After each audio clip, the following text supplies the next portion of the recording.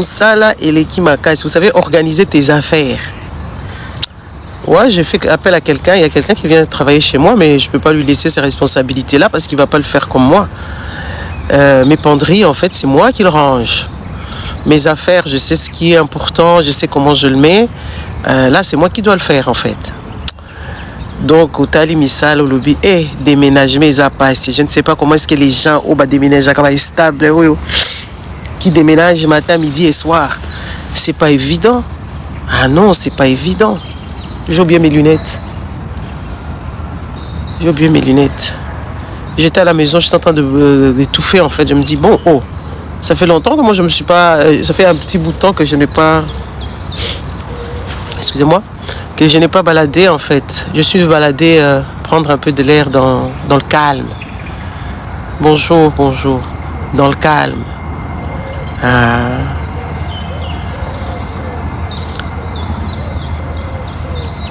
J'ai toujours été à la campagne. J'ai toujours été à la campagne, moi. Et j'avais la tête lourde. Je me suis dit, je vais me balader un peu dans le parc. Je pouvais aller aussi dans la forêt. Ça fait encore du bien. Voilà. Bon. D'ailleurs, sous. Je viens encore pour Oscarine. Oscarine vient ici, maman. Oscarine vient ici. Oscarine, c'est une petite citoche qui a vécu en France et qu'elle est citoche. Azana ba photo na ba héritier. Azana ba photo na ba envia kana ba Karini. Oscarine, maman. Na côté ayo kana neti na terre Didi Stone. Moi Didi Stone na comme kokende. Asala na ba clip. Papa Lionel yo pe bazwaka mwasi ya boendo China libala. Yango zo panza yo mikolo nyonso na ba réseaux sociaux. Donc de peto zonga. Moi na wana azali juste te quand même. To boité au petit wana kopole Lionel, pas Lionel. Pas Lionel azali na ye enceinte, azali na ye trompeur, to boité. Mais moi na mwasi wana azali pe na âge na ye oyo bazolo bana biso ngai na ana. Ngala tambola na ana na Kisangani. Pardon. Balobi ngai na ana. Bobina ala biso toza na histoire. Ma bonheur yaka na noir. Ngai tika na kutanga komba ma bonheur te. Na ndenga mabiti na wolo bana gentil. Bagaza gentil. Na komba tsape bato ba ya ko sasa ete awa parce que bango musala na bango soki babandi ko babuzo babandi ko matisa bato ba sasa bato kuna. Moi je fais jamais ce genre de choses. Moi quand je mets mes analyses, ce sont des analyses qui sont constructives. Tala maman wana mususu komonena. Maman sociale, chocolat d'amiral.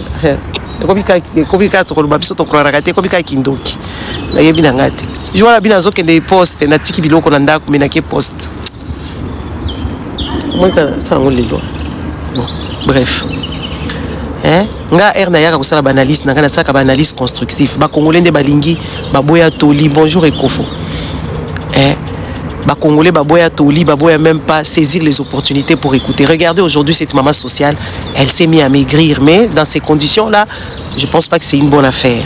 Mais erna lobaka na ye amataki awa nazo sepelate otanga ka kombo nga mikolo nyonso comme singa naza na temps ya kotanga ka ebaka ta vundu mikolo nyonso. Mantukuta est-ce que naza na temps ya kotanga ka ye mikolo nyonso awa? Non, ngala sala kaka émettre kaka avis. Et puis, ils ont avis moko, ils allaient vraiment important. Vraiment important. Lelo a komi ko remercier ngai, mais bande ko na ye soki batu na ye bayaka ko finga nga tika ye, mulinga na ye aboyi. Soki muto aboyi na ye, tika ye alingi na ye te. Awa komi kokonda. Est-ce que bozo pekise ke tika kokonda? Tika kokonda. Bomoni nga na yebisa kabino. Bato bayaka kolanda bino bamona bino neti ba bête de cirque. Neti nga na boya ba bêtise.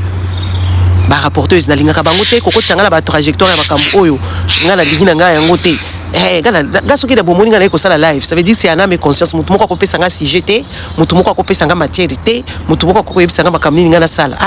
Ata muninga nga proche za awa akoyebisa nga likamini nga na sala. Nga mo nde na ngoloba likambo oyo. Bon, nakeko sala live Nexi girl, Mujing, mwana makwam, chikanye. Il faut la kisanga runde, po biso penza tozoka malchance. Akapita bali chasse. Mwana makwam. Ya. Oh, mwana china weji. Habari dada. J'espère que vous mzima. Donc, comme je viens parler pour les faits qui peuvent aider aussi certaines personnes. Parce que quand vous avez la pseudo-notoriété à la débile, vous embrigadez les gens, en fait, dans la connerie.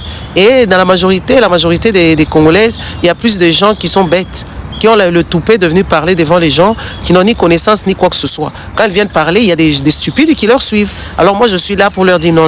Regardez cette dame-là. Parce que quand elle faisait ses histoires à manger, il y avait certaines personnes qui étaient là. Ngapela komando lamba boye, natika kolamba kala. Ba peki siteke bolamba ka, mais kolamba modèle wana kolia modèle wana. Est-ce que c'est normal? Bien au Barwa Salomon, on n'a pas défendu à qui que ce soit de faire à manger. C'est derrière tout le jour. Il faut faire à manger frais tout le jour à la maison. Bon babiloko na bino bosala kawana air moko bokamati bolambi biloko bokamati banzungu bochango la congélateur ba congolais ba kotia banzungu na ba sani ba keko lokota biloko na ba feti ba eko chango la kati ba congélateur po balia ka mikolo oyo kolanda eza normalité eza na babiloko mususu ba chauffaka ngote ba soso ba chauffaka ngote soko sali soso ifo bosi sanzungu soso kawana loso ebimisa ka bactérie loso kaka loso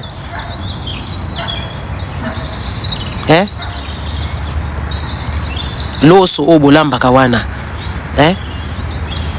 loso bolamba ka bokamati loso ebele bolambi to koliango 3 jours eza mabe il faut bolamba loso ya bato boto bosilisi soki etikali na nzungu bozwi bobwaki yango loso ebimisaka bactérie bokamata tala nzungu munene mama paresseuse akamati alambi biloko ebele allez bakamati ba loso babandi kubana bazoya bazokata baloso baza koliaka baloso eza déjà na ba bactérie ya mabe na kati nango. Donc nyonso to wana biso to yebi ba information wana biso photo vanda to lobate ce to moni mutozo ya kokoya ko influencer bato koya ko influencer bato makambo mabe awa ke o bato balia ka mingi et tout ça et ba produit moko ezanga mutuna makolo biso to lobaka ka c'est bon mais non les amis. La majorité à bateau, n'est-ce pas? Na lobela magali a salizé na bloqué. Na lobela magali a salizé makambo magali on est talinga. Zela na bloqué lobela magali. Na makambo ali dégage. Connasse. Dégage ici. Lobela magali. Na lobela magali nga za mama magali. Na ko bota magali. Nga camarade magali. Na lobela makamni na lobela imbécile.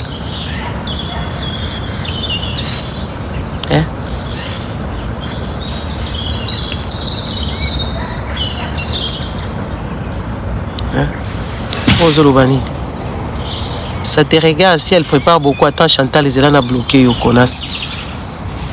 T'as la souki à rouge. Vous avez la souki à blonde. Yosa blonde. Elle dégage ici sans valeur. Elle dégage. Les clowns ici qui se déguisaient comme des débiles. Avec les cheveux blondes, avec des cheveux rousses. Qui déambulent partout sans dignité. Bah, au caractère sonité qui va net bato carnaval ya lost.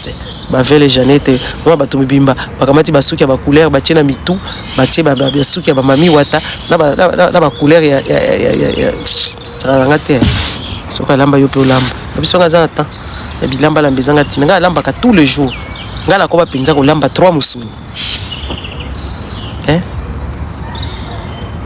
merci na lamba ka 3 misuni surtout na ko yamba bato mibale lisusu na lambi 4 misuni na lambi 5 misuni to vandi na mesa to liango et puis botonda te ngaso boye ko liepa na ngai botonda te botonda pourquoi po ba papa ouais ba congolais soki bochel bango biloko ba lie ba tondi batondi ba vandi ba mabumweleki minene ba panzi makolo na kati ya salon siko mona air moko asi ameli pe masangebele akwei kingo abandi ko ronfler na kati ya ndako soni na moi ngai pa na ngaso ki boye ko lia botonda te botonda pourquoi bokotonda te bokolia muke kaka comme ça dignité na bino ezala en pâturité oui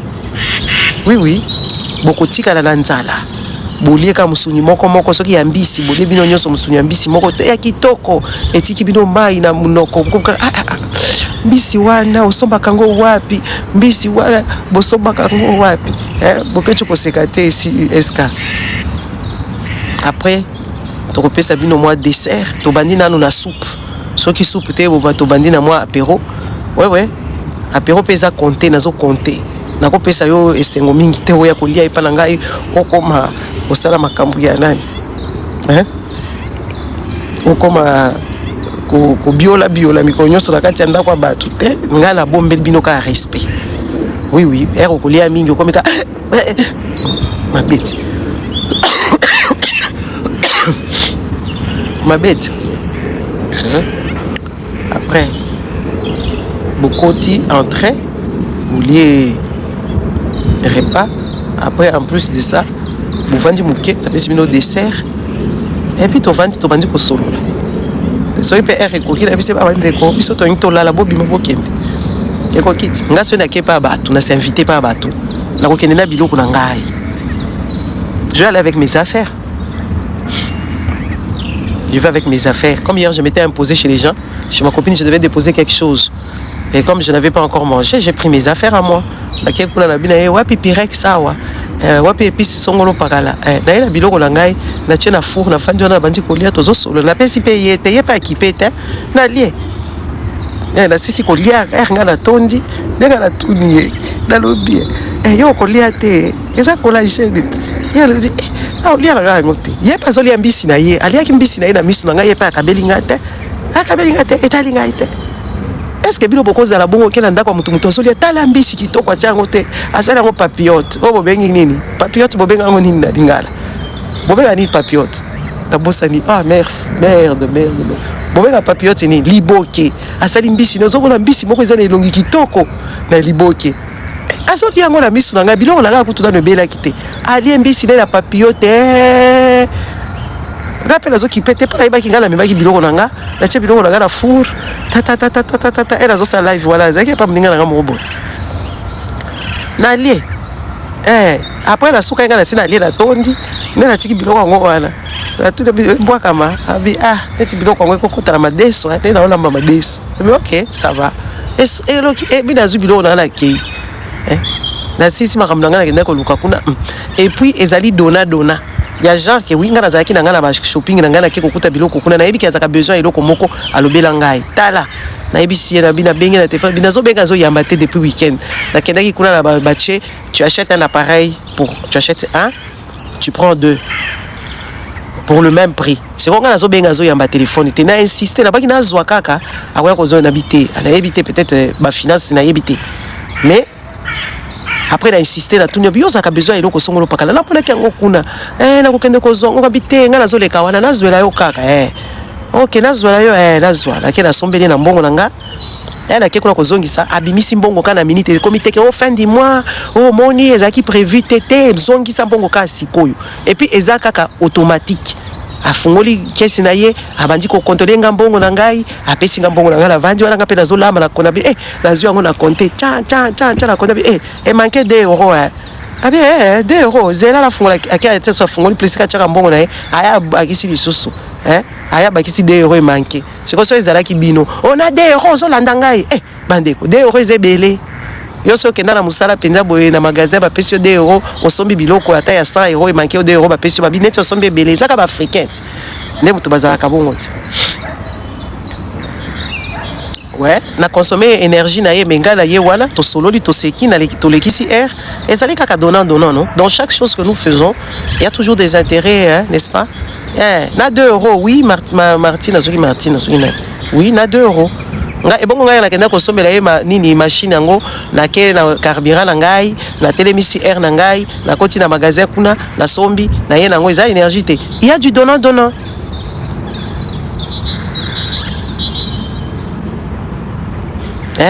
ah oui bilo kasi biso to sukola basani biso to zala ba machine na sukola basani na débarrasser place na lielaki ah oui na débarrasser bisika na lielaki n'est-ce pas na ko débarrasser bisika na lielaki na chesani na machine na vandi yo kasi biso to zaka bato basukola basani on a pas vu la bino ya ba pauvre lo ya ba mama bonheur bandika ka basani na maboko biso to dika basani te perte de temps à niveau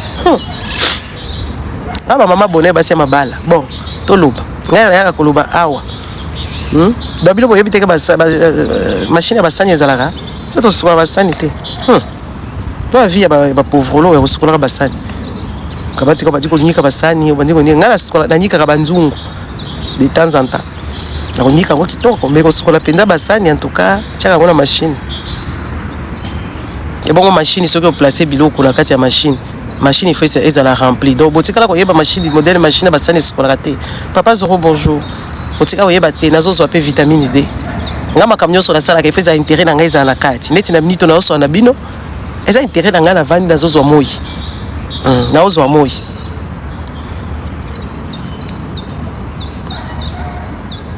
hein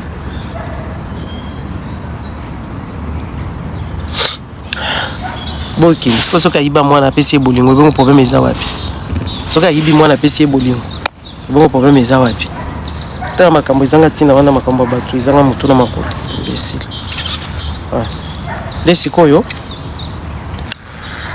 qu'est-ce que je disais là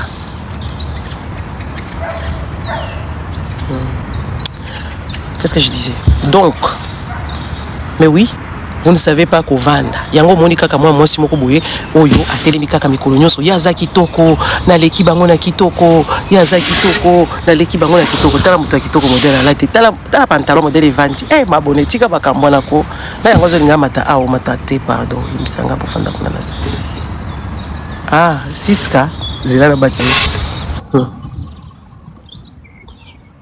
mabone yo lobi tala pantalon pantalon vandi pantalon ndenge nini ovandi maman bonjour modèle bobi kala koseka na réseau kamombe na kende pa mama abengi azaki na besoin bakisi mwana zoele na pharmacie na zoele bakisi nga aliyaki te nazali na nzala nanga na misombe babiloko nanga bachinois nanga na nzela na memi biloko nanga koya nakena kuti ba grand frère mibale majiji na koti na cuisine atie biloko nanga na lela sisi batutu yoka bango doti polio sisi opeketa mutu mais oui nayebi bango botonga na sombe biloko nanga na sombe na programme na yo pesa bato mais oui c'est bon ce qu'on fait déjà wana on comprendre vie un moment il faut oser égoïste pe yo boko donc eza eloko na nga d'abord ngana ezosala makambo wana kobata makasi sala ngo na biso bato nyonso bamona yo voilà un moment faut oser l'égoïste kolingo d'abord samarité te ote toka bolanda non nga bola yebi na sekire biso bato journalier na mama ngo akobi mama nga bina silisi yo ala binga bina tondi tika ya tona bwa ozo bola majiji donc c'est vrai c'est appelé bongo donc mutu faut dans dini na vieux moko pe biloko makambo lobi eza bongo moni makambo nga pe na dala sona yebi bakwa kala na ko lamba biloko pe en tout cas na bomali sunjo to ala te ka bokuta bo tolie soki eza muke tolie ka wala kande majiji alobi oyo tonde pa la te oza bupa yo ngi po tonda lieka okuti so pepe so bayobeli donc eza bongo babiloko akobomaka nzoto parce que ntango bato bazangaka ntango ozala yango te oza na problème bato wana bakoya te kopesa c'est ça donc yo mpo ozala na problème na yo donc oka bokuti tokaboli tolie et surtout pene eza très important kotonda na ndako ya mutu te eza mabe il faut kolambela bango balazani kopesa bango biloko majijinga mpena nakoma bapire wana mpena nasali somo na bona nde mona evita famille bajiji nasalela bango babiloko ya mindele bazala kokesa bakuta bakwanga bajiji namemela bango bapomme de terre na tokisi bapomme de terre pire nasali moko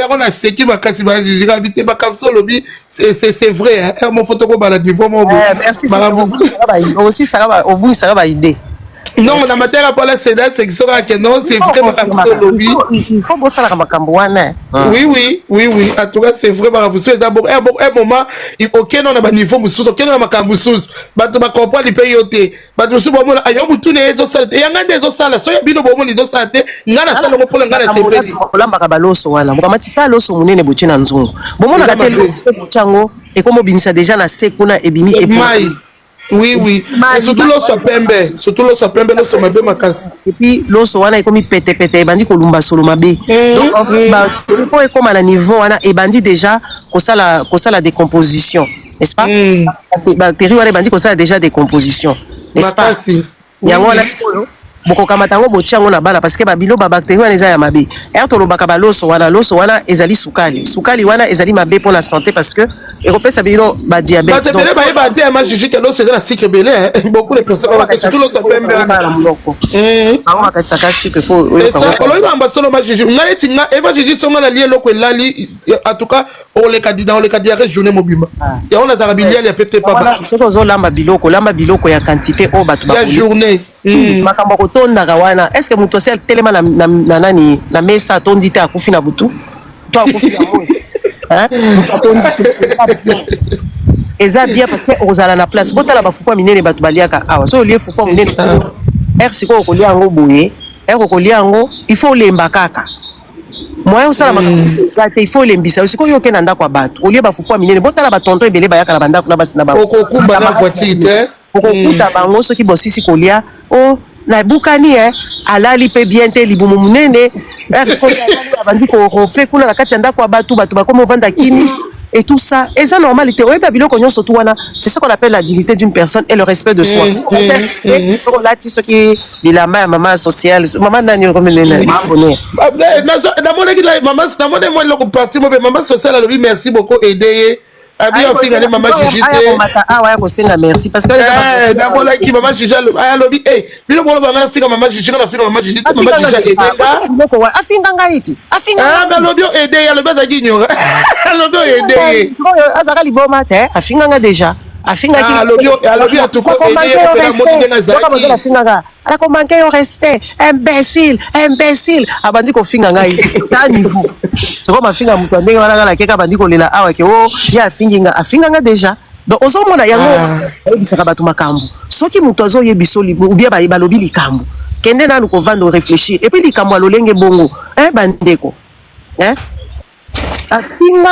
afinga nga kutu mafinga na ye namonaki yango léger eza buzoba nga ata ofingi nga esala ngeloko te parce que je sais que je suis eza yango buzoba donc ma Gigi oyebi nga na kota na régime ya biloko ebele na bazemi omoi ntango tozwaka basikre ya zemi bato ebele banetije yango bamona yango neti eza important te oyebi ngai neti babaguette na te ya bato oyoka moto azolia baguette bien eloko koka nini atie boudin atie c'est n'importe quoi baguette farine à pembe sucre donc babiloko ebele ma Gigi nazobisa yo bamapa déjà nyonso ezaka bien te mais là sikoyo kamati oza kolia babiloko nyonso twana eza sukali et puis biloko ozolinga très dangereux et puis bino na Belgique namoni mpenza mapa yango te me biso bafinlandais bazala bamapa mwindu en tout cas bafinlandais mpo mona mapa pembe eza mwa mpasi bamapa moko ya mwindu basala bamapa na bango ya mwindu donc wana bato ebele bakokolia yango to ezaka ngai ezaka mpe bakokotoka mpe baafricain tomona yango mapa mabe ndoka nde vrai mapa tu vois donc biloko ebele bato ebele bolanda ma Gigi bolanda teka mpo boya ocritique so bozolanda ozwi un plus na yo nga nalanda ma Gigi kote namoni ke important nazwi so namoni boyeboye na kei ma Gigi to basabola biso bapaster ekimi nanga so namoni jour ma Gigi apesa conseil na ngai o ngai eza intéressé na mais eza te so azosabola paster nga na ya ma Gigi tika non etalinga te do azolobela bato oyo azolobela merci beaucoup ma Gigi olanda olasela tapote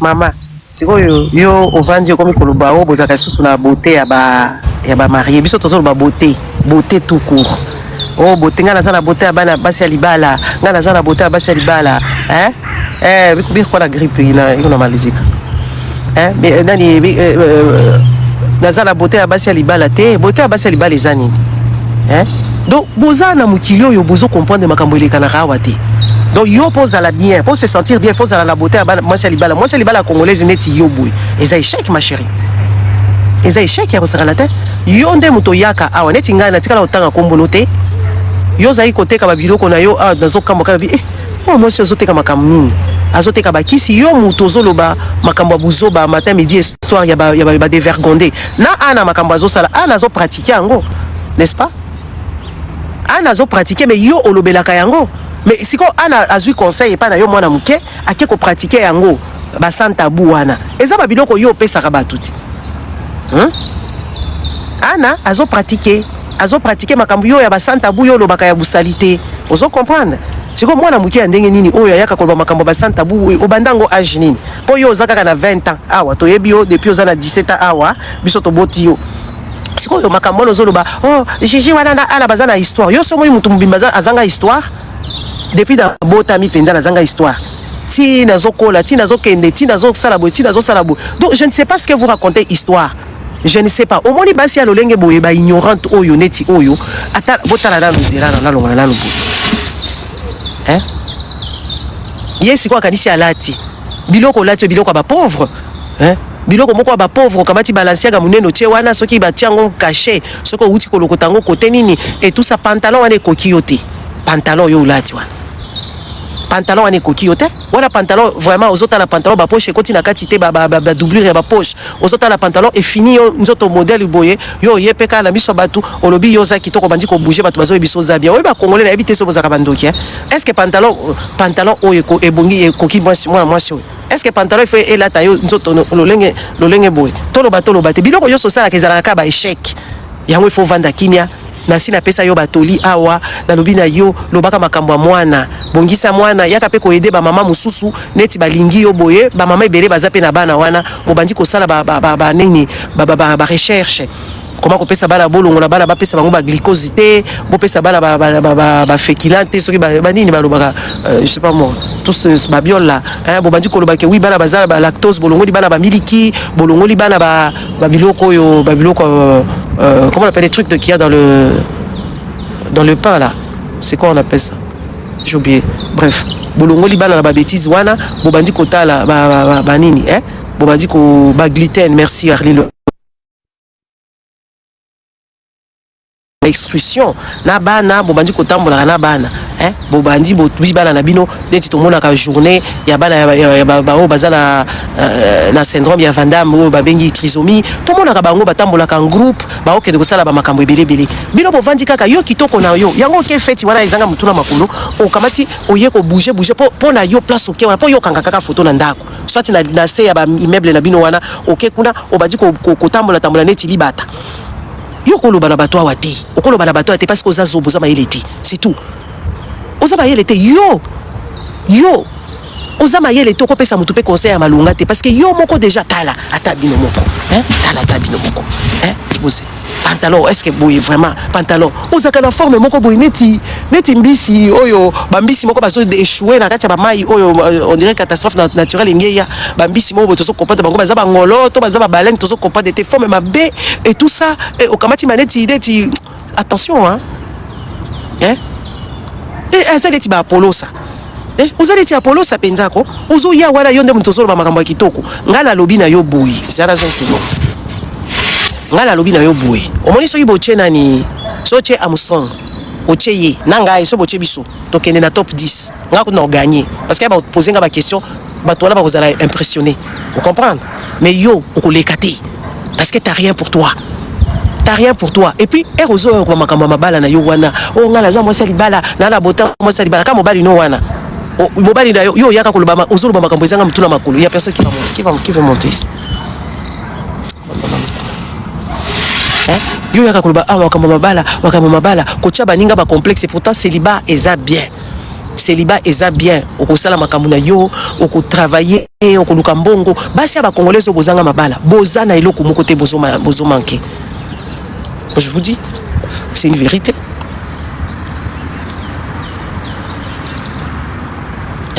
basi ba congolaise allô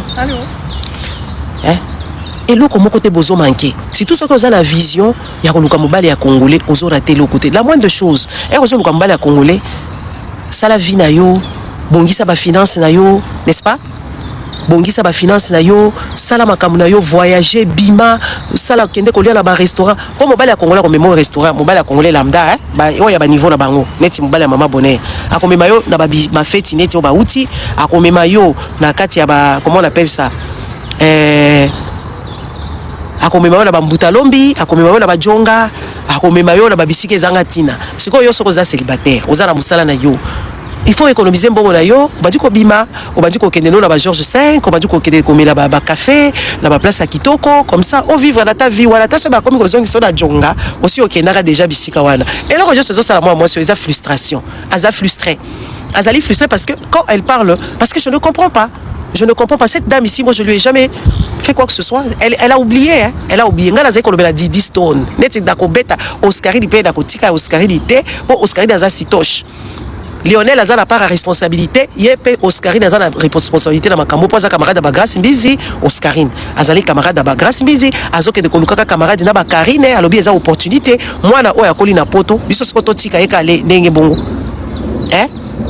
Totika eka ka bongo que oui voilà, yo lo bakano moi français na yo ya malgré ya township wana so comment on appelle ça, ya ba cité wana et tout ça, écoute, tu vas pas voler avec les babata.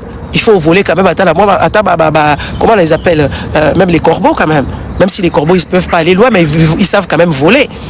Bah wesh ma gueule. Bah français Oscarine à l'obakana, y a bah wesh ma gueule. Wana kotonga lokuta wana mwana zolo ba wana azolo ba biso totika. Didi sol bomo la kayeso soye a ko répondre papa na ina maman bukilo. Neti soke zaki akala. So nga la télé mela ki mwana wana te. Oh mariage à Cindy. Mais les makambo les oscillate. Mais les mwana wana eko ba bali ye mariage à lokuta. Ato salinde yoka ba maman la bango ba betele maboko.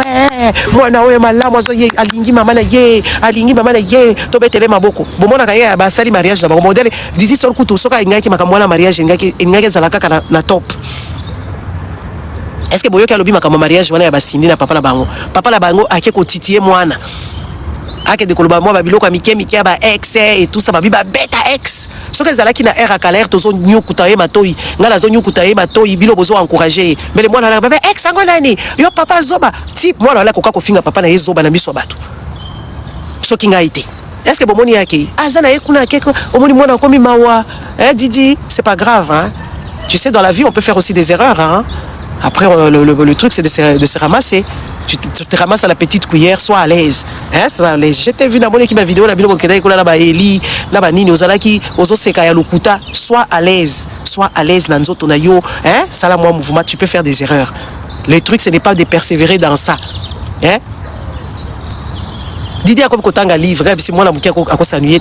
Didi stola comme ko des sport bon akobo ça bilo possible yebisani bon ça ko yebiseka afinga papa na yiti afinga Cindy na minito soki ngana za ko telemela yete la chemi sa pibisika nyonso mwana wana mbelasi ayiko finga mariage wana est-ce que boyoki alobi ata makambo robe ya kofi alobi ata batalo ya papa na ye alobi ngota etali ya lisusu te est-ce que bomoni mama na ye azobi malisusu ko landaka mwana mama mukolo alandaka ka mwana ko landaka mwana sima est-ce que bomona mama na ye alanda lisusu te mama wana ko za siku na respect. Maman Zalaka n'a respect. N'est-ce pas? Je me trompe dans quoi? Bomoni so swali abimi awa ko yala bambanzambala na ye ko landalanda ka mwana neti bala mabata. Alandi elle sous-sauté. Elle va voler. Elle a droit des erreurs parce qu'environnement la bango est toxique. Mais il fallait que quelqu'un lui dise, il fallait que quelqu'un lui tire les oreilles. Quand j'étais en train de tirer les oreilles à cet enfant-là, cette bobonne ici à la con, hein, qui regardait pantalon à la ti, bota la pantalon, ta tiré, bandegonanga. Ma bonne, oui, parce que ça au fin à moutou. Il faut au fin à moutou latina. Il faut au fin à moutou latina, au lati peut bien on s'est contrôlé. Mais t'as là, tirer ta pembe, babilo quoi, accrochage, voilà ceux qui accrochent, voilà, pantalon, nyo soli banda boy, vraiment. Hein, est-ce que ça bien, hein? En tout cas. Moko penza moko penza tu comprendre te hein.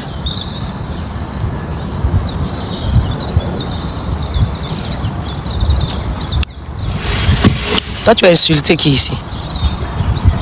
Attends, tu vas dégager ici. Merci, il faut me bloquer toutes les idiotes ici. Ils comprennent rien du tout. Hein?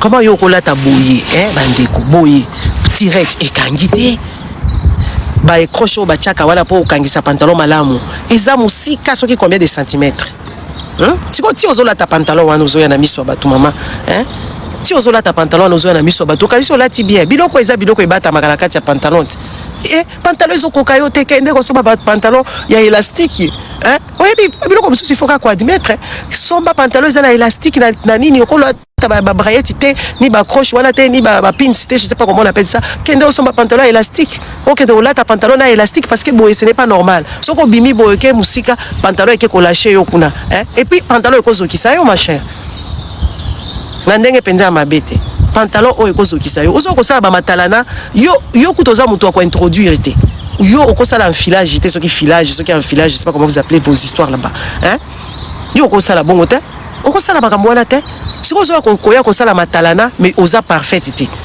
et puis ça c'est des choses qui sont quand même il faut zala nango parfait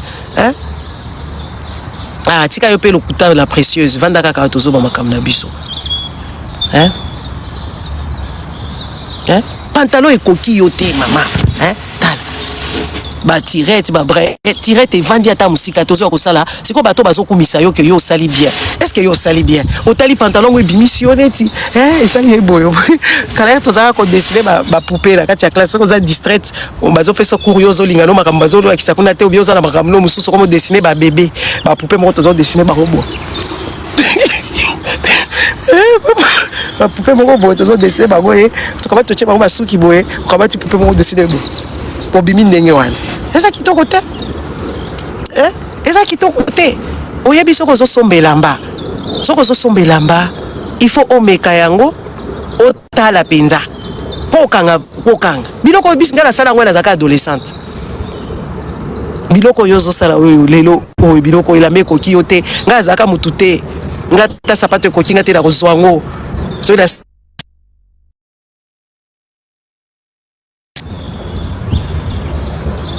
Yako samulongi. Ya. Samulongi wa kipapa. Eh? Biloko yozo osali awa. Ngala zai ko sala zai mwana muki. Na kena magasin mo biso tozaki nango kuna just for me. Na kio somba jean. Yoka vendeuse wana zo yebisa ngai. Ya azaka camarade zo yebisa ngai. Si tu veux que ça taille, il faut dormir sous le lit pour fermer les tirettes. Voilà ce qu'on a la revendre la kangi pe la mbeto et vend bien. Mais yo, na évité hein. Na évité. Il faut qu'il y ait des scores dans mon pouka parce que j'aurais plus de batterie, le truc va s'éteindre.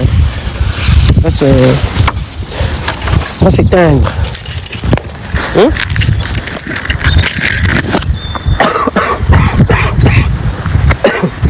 vais prendre l'air.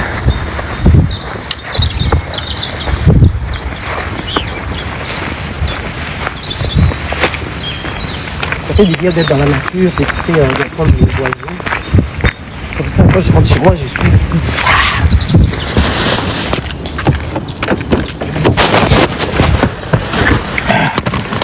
Hein, ma chère? Hein? Boye penza. Mota la tabino moko. Si moi c'est libala, il faut zala ozangi mayele boye. Hein? Pantalon et coquille oté. Et puis pantalon oyo, ezaba pantalon oyo, il faut etika yo moins espace. Hein? Yo kamati siko pantalon ya boye, hein? Hein? On va mettre ce pantalon à boye coquille oté oye nango ozo sala pe matalana.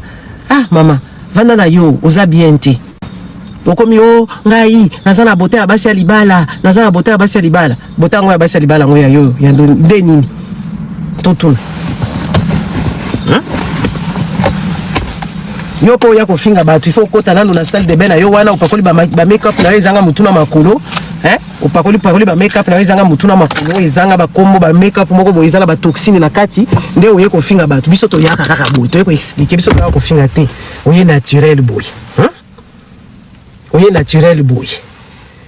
Yo, po oya, il faut tu periki, il faut tu babilo kono wana okamati o glosser oye olobi oza propre maman. Yo oza propre yo. Hein? Soko bimika na miso batuka lolenge bona ebite na ba chapeau na bino boyaka ko bimina batukuna obimine ti soki mutu ndenge nini yo zolo ba pe makambo. Mais quand même, hein? Mutu moko azali kotanga kombo wa azalaki te. Mutu moko azali kotanga yo azate, mutu moko azali ko calculer azalaki te, azate. Ata mukete. Hein?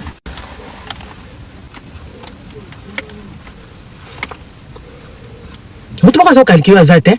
O mesana koya ko finga batu basali eloko te. Et puis c'est ce qui est grave avec ces gens ici. Et puis tu fais monter les gens pour insulter et tu ne te rends même pas compte que tu fais mal.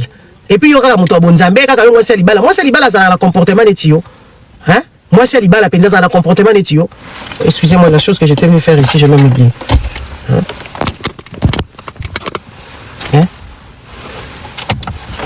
Hein? Moi c'est libala ça a un netio. Yo mo zala iloko tozo luka batu bazana na iloko. Ya yo wapi yango. Oh ma chère, ma chérie, ma copine, oui, tu consommes un crédit, ma casse. Là, on se consomme à crédit. On se consomme à crédit. C'est quoi le problème là, à côté? Hein? Donc, tu es dans les détails de. Oh là là, c'est dommage, hein. Parce que le truc ici, ça fonctionne pas.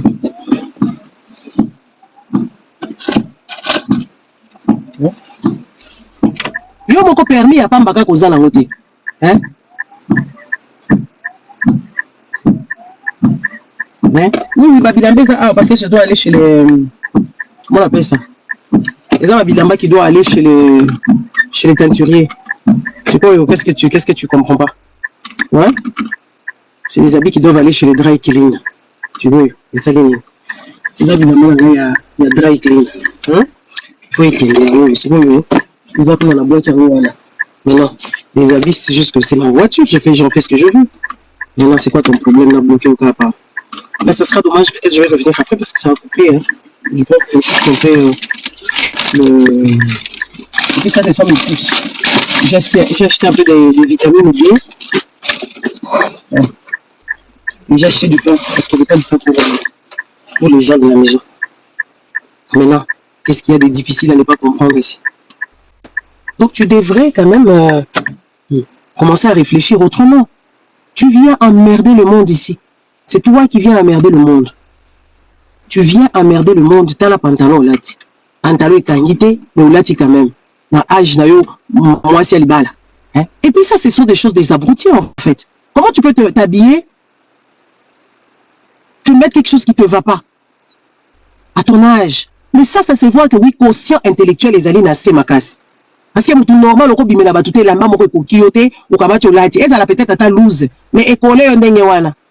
Eza ya kokokate. Na âge ya yo, mais c'est compliqué. Et ça, ce sont des histoires ata bana na biso faut côté les melaka bango. Et la maison kokaita ko lata ngote. Pour faire comprendre que c'est pas normal. Parce qu'en cas d'accident, et quelqu'un kuna epanzani, au sein ndenge. À ton âge, tu peux pas faire ce genre de choses.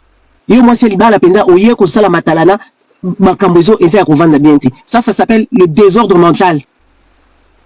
Un désordre mental jusqu'à ce que tu t'habilles, tu te mets des vêtements qui ne te vont pas et tu viens faire le gros dos ici. Et en plus de ça, tu n'es pas jolie. En plus de ça, tu n'as pas un beau corps. En plus de ça, tu es bête. Tu nous parles de quoi? Tu nous parles de quoi? Tu nous parles de quoi? Hein? Mais ce que toi, tu fais sur les réseaux sociaux, moi, c'est l'ibala sala ramakambouana te. Ce que tu fais sur les réseaux sociaux, moi, c'est l'ibala à sala ramakambouana te. Moi, je vous dis, hein, les filles, ne soyez pas complexées avec ce genre d'individus. Ce genre d'individus qui sont dans leur mariage, qui ne fonctionnent pas, ils n'ont pas de finances, ils n'ont pas d'amour, ils n'ont pas d'activité, ils n'ont rien du tout. Maintenant, ils viendront vous vendre leur mariage à la débile pour vous dire que oui, vous n'êtes nulle part, vous n'êtes rien, pour que vous allez aussi pour que vous se piéger dans la carte à ma bêtise. C'est chaud. Hein? Pour que se faire piéger dans la carte à ma bêtise, mais non, quand même, ça se fait pas.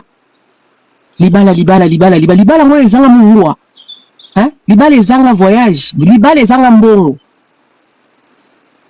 Na mobile yango azanga personnalité. Mobile na azanga personnalité. Tout le jour tu es sur le live pour parler des histoires des autres. C'est toi qui passes au téléphone avec des hommes neti andi wana. Quelle personne, une femme normale qui se respecte. Hein?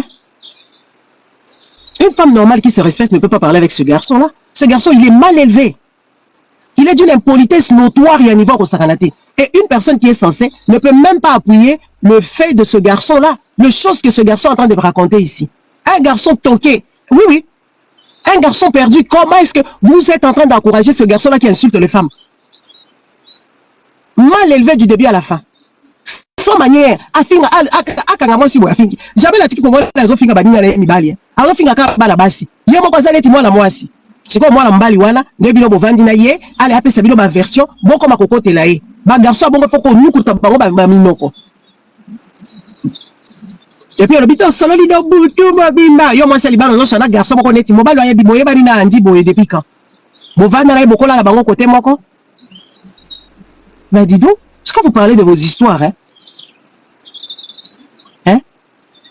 Quand vous parlez de vos histoires, il faut réfléchir. Il faut réfléchir dans le makambo zoloba. Et ça, kabilo bomo la ba énormité au bolobara wate, na réseaux sociaux. Pour la bango yo somazo cerner andi, ba pesa bango mbongo, po ba la kisi ke andi wana za na mbongo. Ba la kisi adela ba ke kuna bango nyoso po ba senga iba miette. Les gens qui vivaient avec la mendicité sur les réseaux sociaux, au senga batu bambo, ba kangami na andi wana po pesa bango bambo. Hein? Boko na kokote la mwana mbali wana c'est très impoli, c'est bizarre. Hein?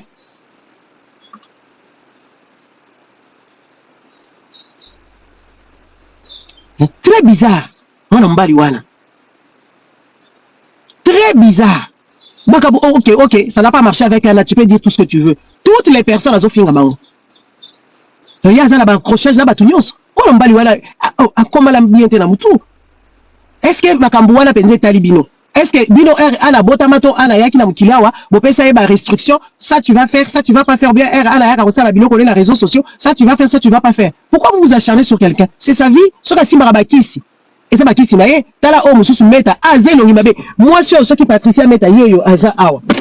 Moi j'ai pas l'habitude d'aller scroller babilo kwa bato. Nake kotala mama ozape mami. Musala no ko vanda ba live ezanga mutuna makono place bazo finga. Oza tellement na comprendre. Eka na monyo ka gabarit na yo. Meta Patricia, hein, meta soki Patricia moko za awa. Elle a moni gabarit na yo, j'ai compris. Tu n'as rien en fait. Une vilaine grosse comme ça, qui est là tout le temps en train de scroller, d'aller sous des lèvres bizarres, de faire des commentaires, de mettre des commentaires bidons. Et pourtant, elle peut dire à l'autre, arrête seulement. Donc, c'est des gens qui appuient les bêtises. Ah, Zatala et Longevi, on dirait, Outi Kola, la coma. Je vais les voir quand même, parce que je ne comprends pas comment est-ce que. Aux appels. Ah, vraiment. Nakamwe. Bon. Nakina nanda kunanga suke kati na mzonga, suke kati. Sima na vana ina parc. C'est compliqué, hein? C'est compliqué. T'as le pantalon là, tu es coquille au thé. Luka pantalon, oh, ils ont la ceinture, il y a élastique. Comme ça, et qu'on vende, tu n'es pas obligé. Il y a quoi que ça là, matalana, là, biloko boy. Biloko là, tu es pauvre. T'as la marque minene, basi ba tiebo, et zanga tina, et zanga sens. Ouais, il fait très beau dehors. Hein?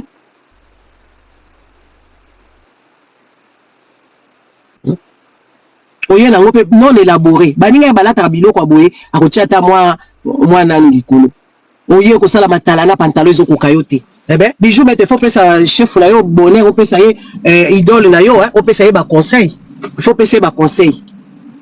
Bon yo moko pesa conseil ndenge parce que yo moko pesa kana ba accoutrement ya ndenge moko. Hein?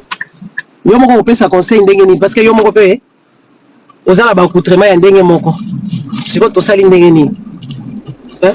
Pourtant, ça, la bouzoba, qui ne peuvent pas même se lotir d'un cerveau de personnes sensées. Hein? Même s'inspirer d'un cerveau de gens sensés. Donc, on va de la rabalève et zangatina. Moi, si mon gosse déliré, na katia ba stress na ye, à moi na ye, na katia pauvreté na ye, na mobali na ye, ba tout moko boye, botal. Bozo yebisata teke maboko eza ki to côté ba la maboko e boyete. Bozo yebisata bozo kumisa ki azabienté. Azabienté. Ah, forme à bienté, à ba filtre, azabienté. Ba filtre pe baby c'est comme c'est sous tout nene, azanga kingo, azotia pe ba perle, na kati ya kingo ezate. Ah ben du tout, il faut il faut qu'on te le dise parce que c'est toi qui cherches des problèmes ici. Tu cherches des problèmes. Anna, c'est une personne adulte. Elle a le droit de baiser avec qui elle veut. Elle a le droit de faire ses pratiques là comme bon lui semble. Oui. Azana a le droit que ça la pratique na union possible. Oui. Si ça peut lui faire plaisir, elle le fait. Et ça droit na ye. Bino peso bolingi, bon ça la pe bakisi. Yo ko olingaki o banda otekela ala bakisi neto ozali ko tekela olingaki pe aussi bisa batu bambisi na yo ya kindoki. Yo oteka bakisi ya kibonganga awati. Bon soit là ba fi wana mususu pourquoi? Oteka bakisi ya kinga. Moi je me pose la question à quel moment vous avez appris ce genre de choses? Beaucoup là la banadi, beaucoup là côté ni. Hein? Les gens ils font ce qu'ils veulent. Ils font ce qu'ils veulent. Ils couchent avec qui ils veulent. Ozandumba, yo la mibali, la mibali. C'est comme ouais, la mibali, olimba la basi, ata la basi, ce bouton là lina basi. C'est son problème. Ça n'engage que la personne. Ça ce sont des faux débats ya ba sensi. Ya koyaka kokota na ba culotte ya batu matin midi et soir. Eh yo, on va vina yo mema, ouais, boko ba memi eloko nini. Ba memi eloko nini. Oh ba memi. Ba memi eloko nini. Soki bouton là lina mibali na ye na bisengo na ye moko. C'est quoi votre problème? Ce n'est pas votre problème. C'est son problème. Hein? Vous avez des petits jugements là de venir juger les gens dont vous ne connaissez même pas. Vous ne connaissez même pas parce que vous faites des films. Donc, si la personne prend soin d'elle, bien, il faut beaucoup. Si ma congolaise va m'écouter, ma bébé. Je vais m'écouter les bottes tapoter s'il vous plaît parce que sinon on va signaler le truc comme je suis en train de construire. Si ma congolaise, ceux qui ont monté aux bien, c'est l'on y est. Maman, ceux qui osent bien, le bas pour ta part, le bas qui est moi je suis belle et puis ça s'arrête là. Il faut que tu trouves toujours des concurrents. Ma concurrent, yo qui est dans la tapis. Yo basi ba repérer à nulle part. Basi ba télévision dans nzela ba kumbiso koza kitoko. À part la réseaux sociaux place où vous trouvez du plaisir. Hein? De plaisir virtuel qu'on appelle ça comme ça. Hein? Oh ben du dos. On veut que na ça kitoko koleka intel. Oza kitoko koleka intel. Na la proclama yo. Na la proclama yo que oza kitoko. Na la yebisa yo. Ah ben du coup, vous avez quitté qu'on a marque nayo. Vous tournez sur ça quitté qu'on a marque naye. Maintenant quand les gens s'assument et tout ça, quand les gens sont bien, oui voilà, il faut accepter aussi. Il y a des beautés où il faut pas accepter. Il y a des tailles où il faut pas accepter. Oza la taille quitté côté, oza les longues bien té. Ba perique wana ya mabe mabezo tchawala ils akutu en morphologie na yote. Hein? Là ba mundelu wana ba perique qui ya kala kala.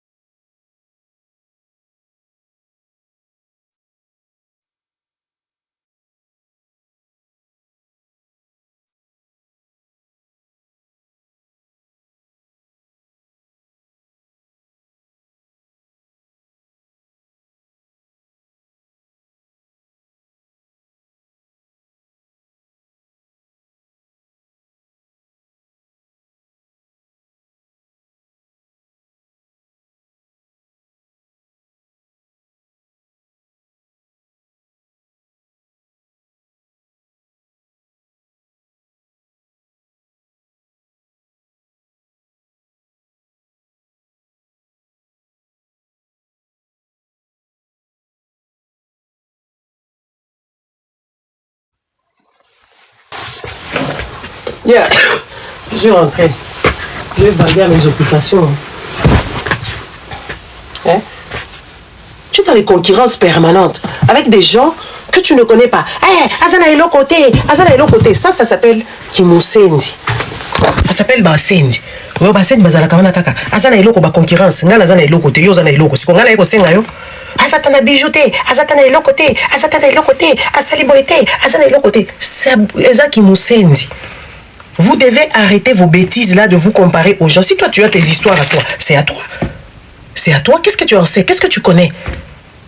Toi tu penses que ceux qui ont net yo, ceux qui ont lati lamba, ou yo la kisango bato, yo lati lamba. Ou yo la kisabato bato, il faut pas ça la même chose que oui voilà, bah lati ba yo la kiso lamba. Oh ben du dos, wala za ki musenze za neti bana wana ya Congo, bazara na bonne année, ba sombeli bango bilamba, balié soso, bakamati ba pakoli mafuta na matama, mususu ba na libumu. Ouais, bâti biloko na liboum. Attends, je vais te porter toi. Bon, Kamati, bon, sali mouninga guetapa. Ce sont ses plaisirs, c'est sa vie. Elle mène sa vie. Et ce qui est quand même gravissime avec ces gens, tokende tozonga, ba yebaka te ke mutu oyo, hein?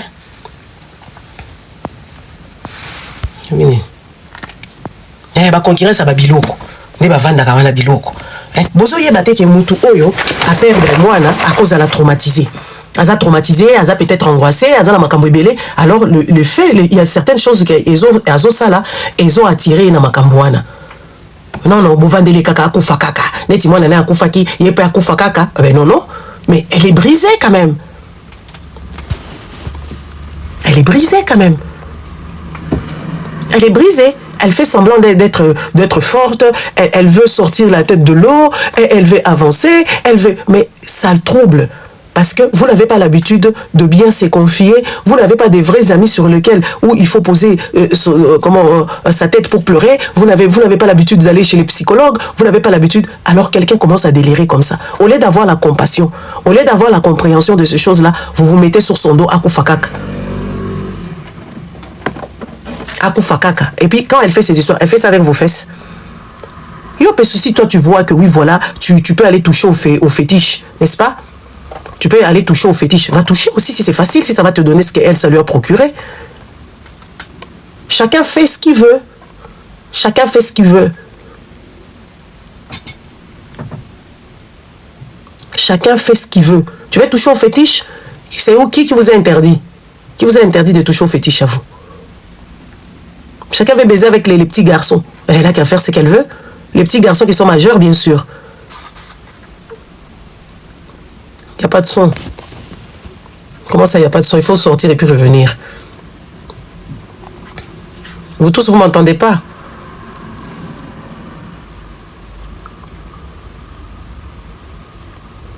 Dites-moi si vous m'entendez ou pas. Ah, il faut sortir et puis revenir parce que je sais, moi qui suis parti et tout ça. Hein? Ce garçon-là, il est parti là-bas. Il est à côtoyer cette femme-là à son propre, à ses risques et périls. Il est parti là-bas, il a voulu l'amour, on lui a donné. Et puis après, il y a des choses qui se terminent. C'est une blague. Mais oui, tu ne veux pas aller chez une dame comme ça pour dire que oui, vous allez rester amour éternel quand même. Ouais, c'est une blague. Elle s'amuse, hein. Elle s'amuse, elle tire son plan et voilà. Après, quand elle a fini, elle est partie. Tu n'as pas à pleurer, tu n'auras que tes mains pour essuyer. Hein? Il n'aura que... Oh, Andy, moi, n'a pas tout. Est-ce qu'un enfant peut aller draguer des mamans? Est-ce qu'un enfant peut aller draguer des mamans? Tapotez d'abord le live.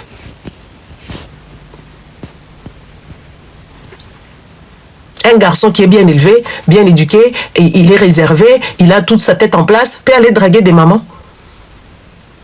Peut sortir avec les mamans. À quoi Taliban n'est pas ma maman? Azamona ma bête. Azamona ma bête. C'est quoi Bokamati? Moi, ma bête, on a quelque chose là, ma maman Mikolo. Non, non, lui, il n'y a pas de souci, hein. Non, non, non, non, non. Lui, il n'a pas de souci, on doit tuer l'autre. Tout ça, c'est la jalousie. Faites du sport, allez rentrer, allez en Turquie si vous aurez la chance, hein, et tout ça. Mais, toi tu es tout le temps là en train de parler, tu as la fille très belle, tu es tout le temps en train de parler des gens, des beautés. Qui t'a dit toi tu étais belle? Qui t'a dit ça? C'est ton mari à moi, le belle.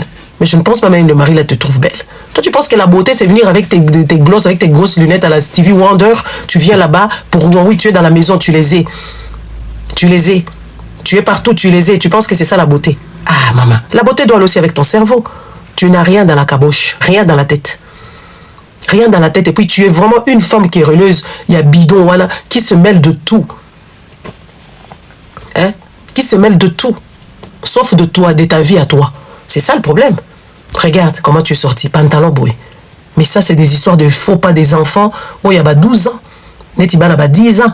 Non, pas celui-là, il t'en va plus. Pas ce pantalon-là, il est devenu petit. Non, tu peux pas mettre ces chaussures-là parce que c'est abîmé. Oh, ils sont plus confortables. Je sais pas, tu es non, non, non, non, non, non. Non, ils sont mieux. C'est confortable. C'est comme ça que toi, tu fais. C'est ainsi que toi, tu es en train d'agir. Comment tu peux porter un pantalon dont la braillette, il ne monte pas jusqu'au bout et puis tu viens ici pour insulter les gens? Toi, tu peux pas insulter les gens. Tu n'as ni charisme, tu n'as ni forme, tu n'as ni intelligence. Tu ne peux pas venir ici pour insulter les gens et parler de la beauté. Ah ben, dis donc. Eh ben, dis donc. Hein? Oui, non, c'est mort, quoi. Tu peux plus le porter. Non, c'est confortable, c'est confortable. J'ai dit, je vais aller acheter le même. Je vais aller acheter le même. Attends, je vais te bloquer, espèce d'imbécile. Là, tu es pareil, tu te mêles de tout, connard. Dégage ici. Moi, quand je me mêle, il y a des solutions qui se fassent. Il y a des solutions qui se présentent. Dégagez ici.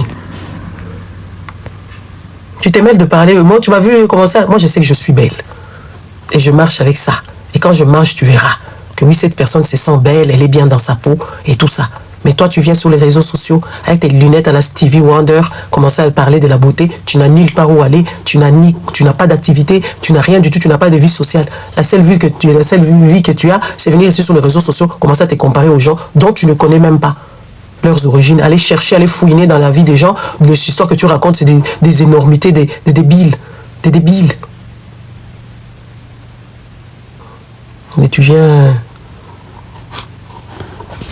Attention, hein, changer pantalon ou exercice que nous le pantalon est élastique, comme ça ils allaient bien pour nayo. Pour pantalon ça ne va pas. Na bato bazo beza kitoko, na ba manche modèle kangi yango biloko ba Kadhafi biloko kala. Yo si omoni na ba collection bato bazo la taneti yo, ba kamati ba lingi mama boko lolengi ba linga ba chemise à pembe. Ba linga ba chemise à pembe, nde ba lingi yango bongo. Kamati t-shirt à munene ba Kadhafi o balata akuna bateka ba carburant o yena ngo a olobi olati bilamba. Il faut dégager là, tu dégages le plancher.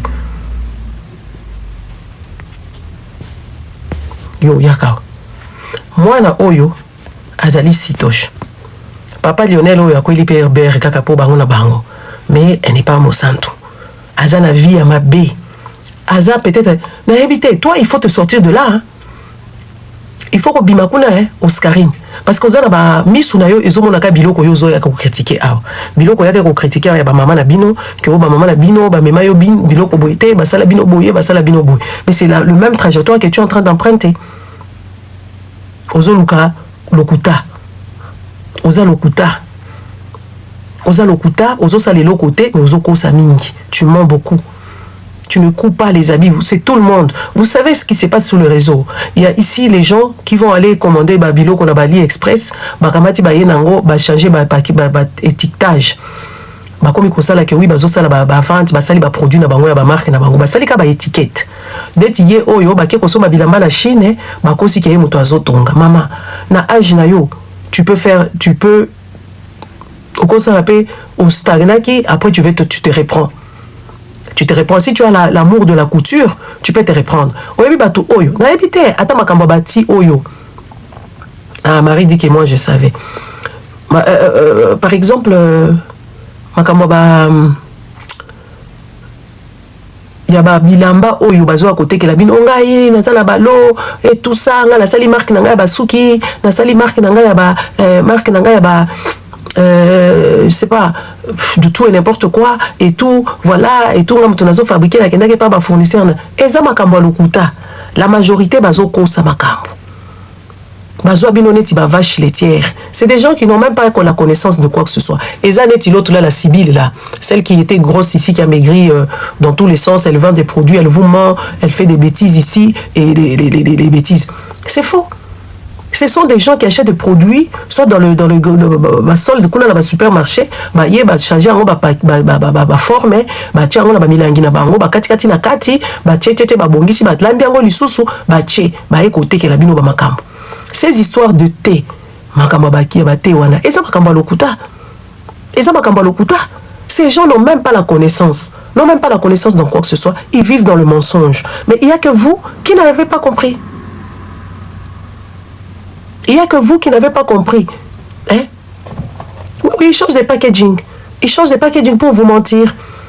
Pour vous mentir que oui, voilà, moi je produis ceci, moi je produis cela, moi je fais ceci. Et pourtant c'est faux.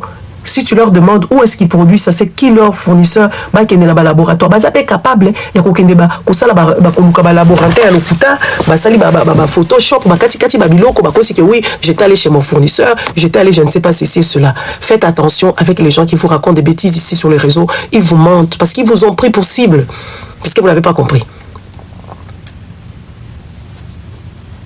Ils vous ont pris pour cible.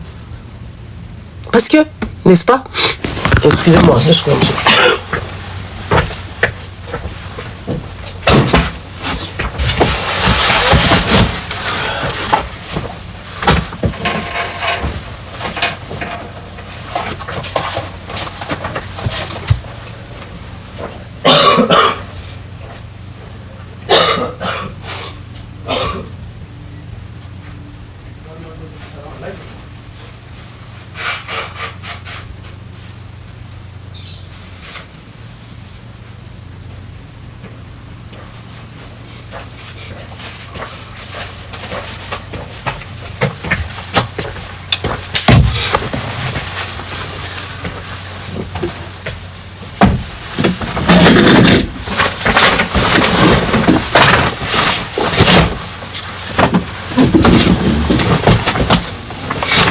Toi, tu viens pas ici juste te piétiner, hein. Donc, voilà.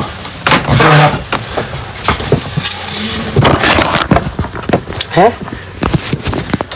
C'est des gens qui vous utilisent, ils mentent, ils racontent des bêtises. C'est comme les gens dont vous trouvez, oh, Azana Posokitoko.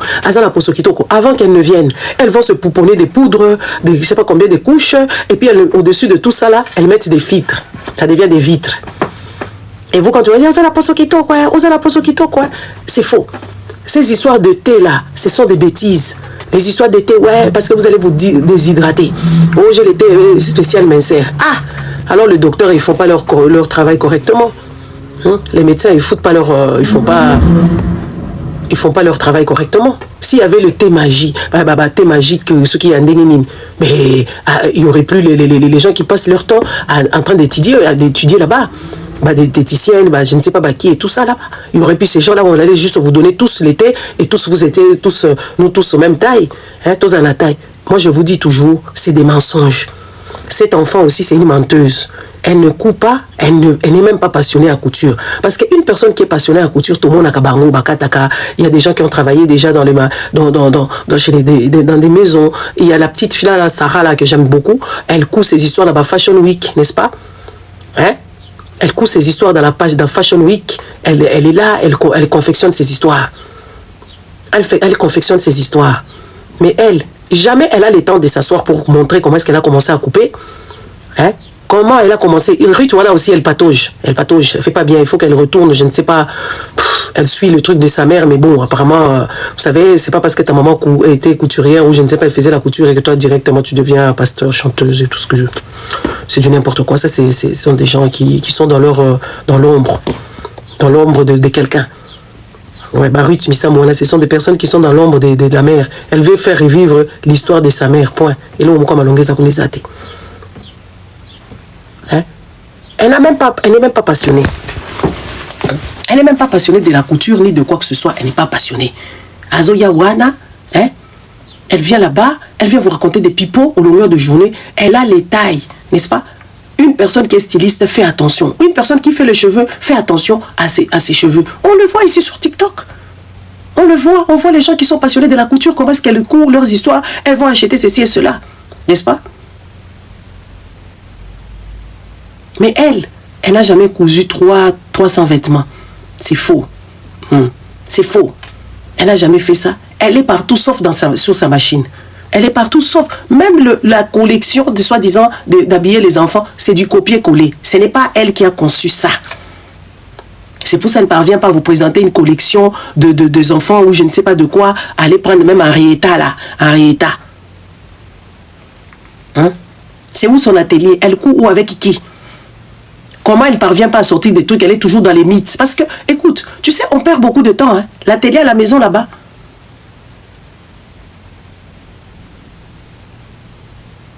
Restez dans les mensonges. Restez dans des histoires, dans des rêves comme ça. Les mensonges, tu te mens même, tu mens à tout le monde et tu te mens à toi-même. Tu dis que oui, voilà, je suis là, j'ai fait ceci, je fais cela. Ah, mais sur Arietta, comme un mannequin. Koune pas naïe. Attends, la penza bilamba, ba somba. Mais elle ment. Elle est pour elle, pour ça, Moukili, à Congolais, Oyoko Bongate. Tu n'as pas vu Jenny quand elle est partie chez Fali pour pas comment est-ce que cet enfant-là allait commencer à patauger dans la boue. Tu peux qui ça y est, Awat? Jenny Bosenge. Tu peux qui ça y est, la pexa, il m'a cassé. Mais pas question, qu'on de koulate, oko bongate, ba danseuse, ba respecte la bangote. Ba koya bate, ba kocha, on a titre et ba danser. C'est comme, par exemple, être serveuse dans les restaurants des Congolais, ce n'est pas valorisant. Mais c'est un beau métier. Quand la serveuse dans un restaurant, il y a tout mususu, et un métier. Mais aucun des cas, quand la banganda, la café, la brasserie, la Congolais, il y a commis serveuse. Ah, maman, aucun d'été. Aucun de kuna te. Ce qui aucun kuna, ça veut dire aux andumba.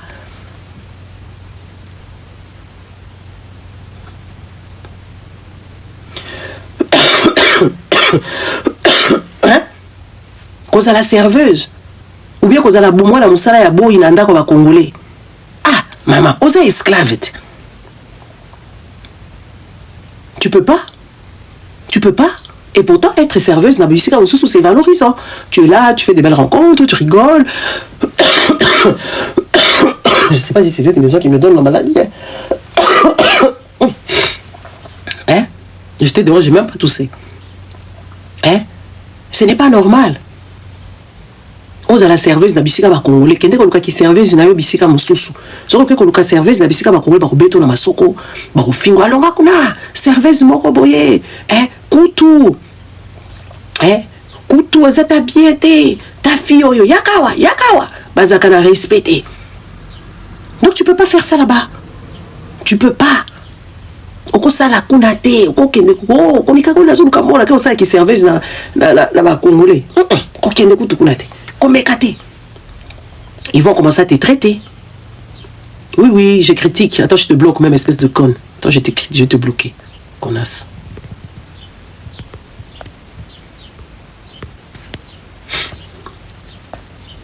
Tu peux pas aller là-bas. Ce qu'on dit à la serveuse, va chez les autres gens.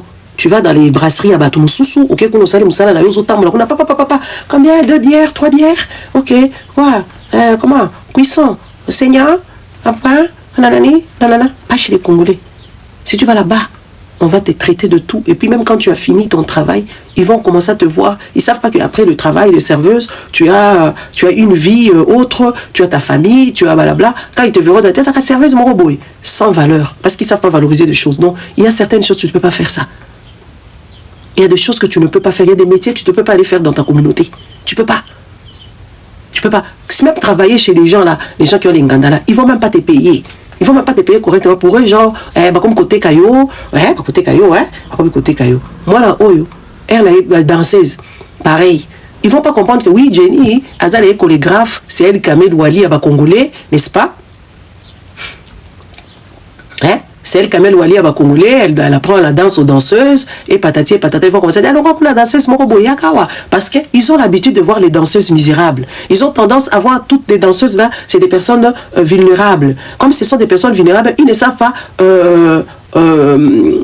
comment je dirais ça, ils ne savent pas valoriser ce métier-là. Pour eux, une danseuse, il faut la sauter, une danseuse, il faut la malmener, une danseuse, il faut la mettre en prison, genre la séquestrer, voilà, elle n'a pas de mot à dire, il faut la dénuder toujours, même quand il faut pas, il faut qu'elle vienne danser, je ne sais pas comment, et patati et patata. Et pourtant, ce sont des métiers qui sont nobles. Ce sont des métiers de valeur. C'est comme être aussi couturière na Congo. Attendez. Regarde ça la couture. Moi j'ai le temps. Parce que j'ai toujours aimé la couture. Mais on m'a découragé. Pour eux, c'était pas beau, c'était pas bien, c'était des trucs de jatin, je sais pas, mon mari, ou des bêtises comme ça. Mais toi, si tu as la passion, arrête de mentir. Arrête d'être dans ton movie là, de dire que oui, son biloko, la kidaki na chini, oh, libala, tu n'as pas besoin. Tout à l'heure, j'étais en train de vous dire, arrêtez que ces gens ici, Oyo, Bazo, comment ils n'ont pas de vision d'être des personnes à part entière sur la terre. Pour eux, pour exister, il faut exister à côté de quelqu'un. Non. Il faut d'abord exister toi-même. Il faut que tu sois une personne à part entière. Il faut que tu sois une personne qui sait aller où et faire des histoires seul.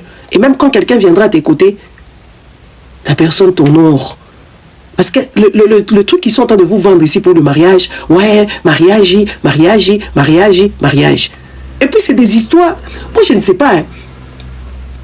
C'est des histoires qui sont fréquentes dans la tête de tout le monde. Quand ces gens ici, ils te voient, dans la tête, ils commencent déjà à s'imaginer.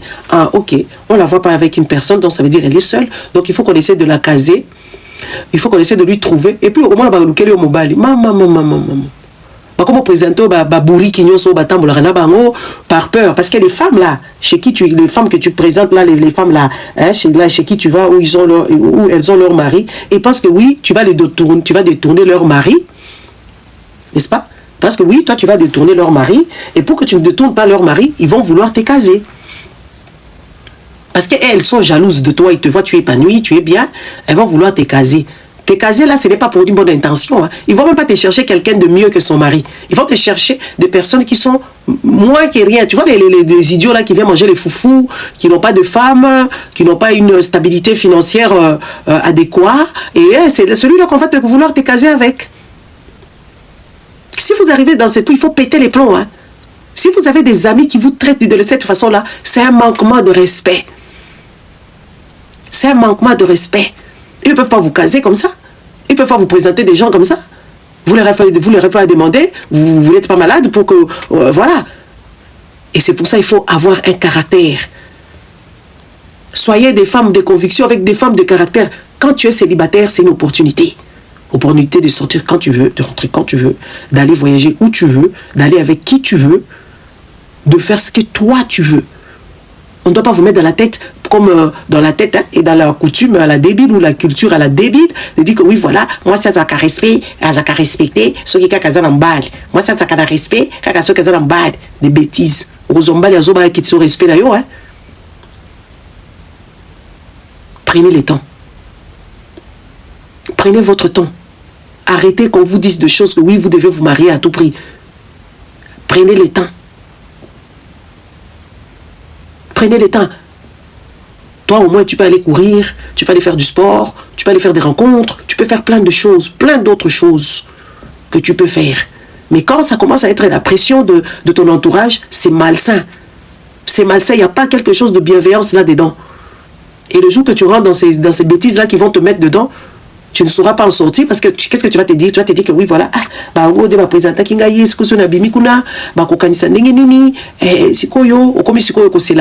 si c'est l'homme qui est bien, vous allez voir, chaque fois qu'on va te présenter, regardez seulement dans votre attention, vous n'observez jamais. C'est juste que vous n'observez jamais. Regardez dans vos entourages, quelqu'un qui te présente un homme qui est bien et que vous vous entendez, ça ne va pas les arranger, les gens là qui t'ont présenté à cette personne-là. Ils vont commencer à se lamenter là-bas. Oh, depuis, parce qu'eux, ils ont l'habitude, il y a China Mutuana, il y a Yebisaya, Salama Kamuna Bango Nyonso. Et quand il est en couple avec toi et que toi tu as du caractère et que tu veux que les choses avancent et que le monsieur coupe le pont avec eux, depuis Bakomanaye, Akataye Makolo, sans même comprendre que oui, depuis Bakomanaye, c'est parce que ils ont leur vie maintenant à deux. Ils ont leur vie à deux. C'est pour ça qu'il faut faire très très attention. De pas d'être allé, de vouloir s'adonner à des tristesses qui n'ont pas de sens. On va dire qu'on est célibataire, on a la balité, moi je suis célibataire, moi je ne suis pas me marier, à quand est-ce que ça va me marier? J'ai vu un documentaire là-bas où je ne sais pas, de news, j'ai vu une news, un garçon là qui a dit, une fille là qui sait déjà, parce que sa mère lui mettait la pression, que oui, elle est vieille, elle est petit, et patati, elle sait déjà. Elle a laissé sa fille, elle a laissé même une lettre. Pour qu'une personne sait déjà à cause du mariage, ça veut dire que c'est des gens qui l'ont traumatisé. Ils l'ont malmené. Ou sa propre mère et ses propres soeurs ne la respectaient plus parce qu'elle n'est pas mariée. Est-ce que ça a un sens? Est-ce que ça a un sens?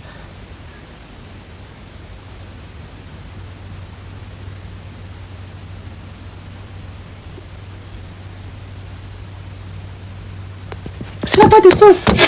Excusez-moi 2 secondes. Vous allez stresser vos enfants parce qu'ils doivent se marier. Vous ne pouvez pas les stresser qu'ils aient de l'argent.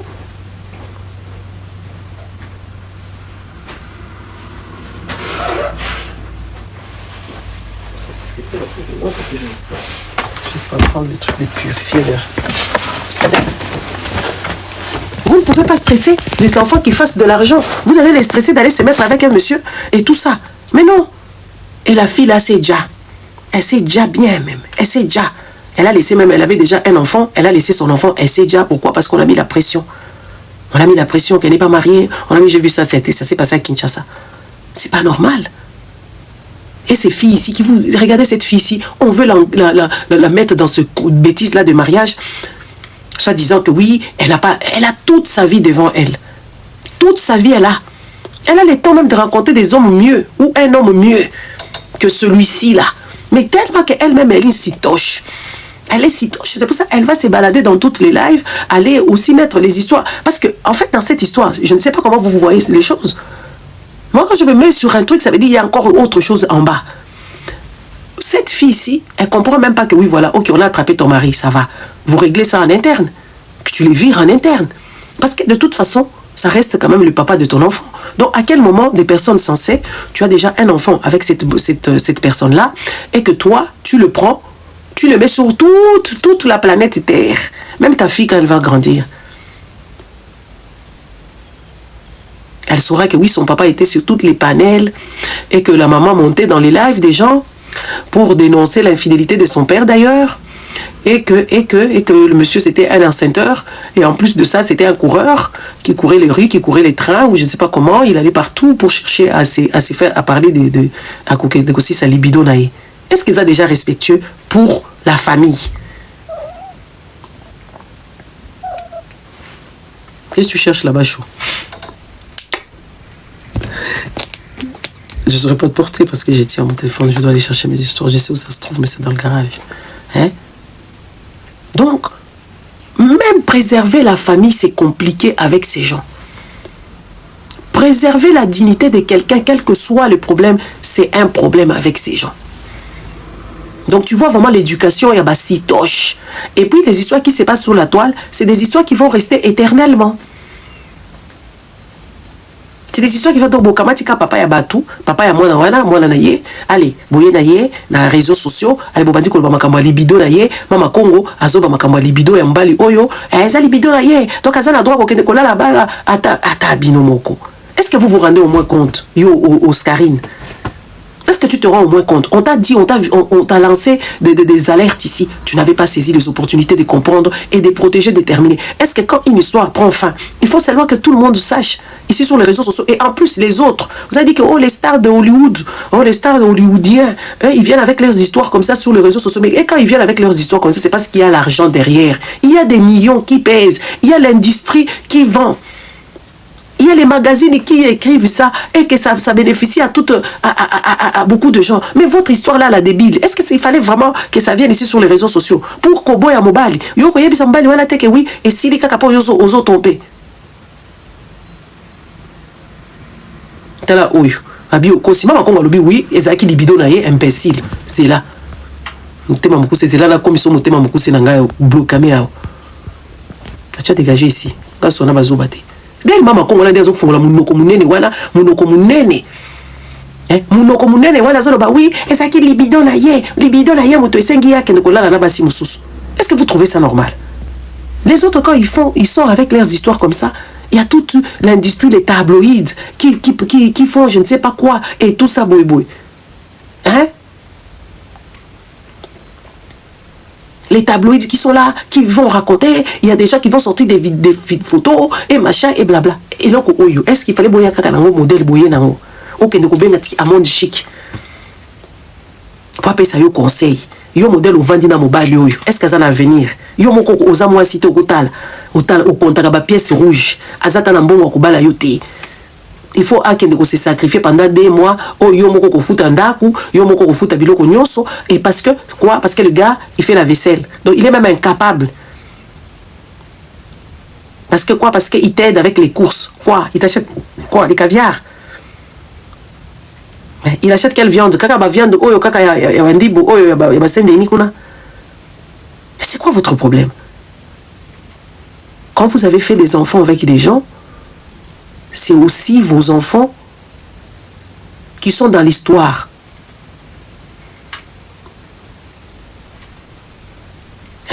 Vous devez protéger. Ce garçon ici, il a été jeté à la verdict populaire.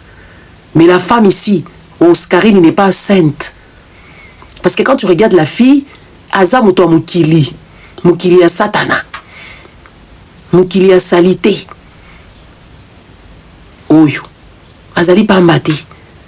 Oui, Oscarine Azali paye la Katia Makambo Aza Muto Mukili a Satana.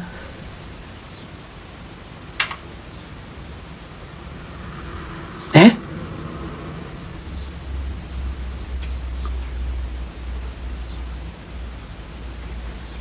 Aza Pambate, Aza Muto akendaka na ye kosala ba clipi, akendaka na ba Watanabe, Aza Muto terre à terre Azali Sitoche. Akendaka na ye kosala ba biloko na ye kuna et tout ça ba kutani. Aza Pambate, ye pe azaka na ba problème. Mobali o akanisa ki azui mo mwasi ya poto.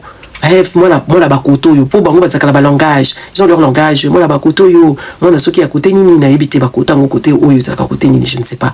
Quand il est arrivé là-bas, il a trouvé pire qu'une Sitoshi Aouti Soki Kinshasa. Akouti Penza bien blindé. Akouti Benda bien blindé. Bah, comme le langage na bango. C'est pour ça qu'il n'a pas aidé même ce monsieur-là à être ferme.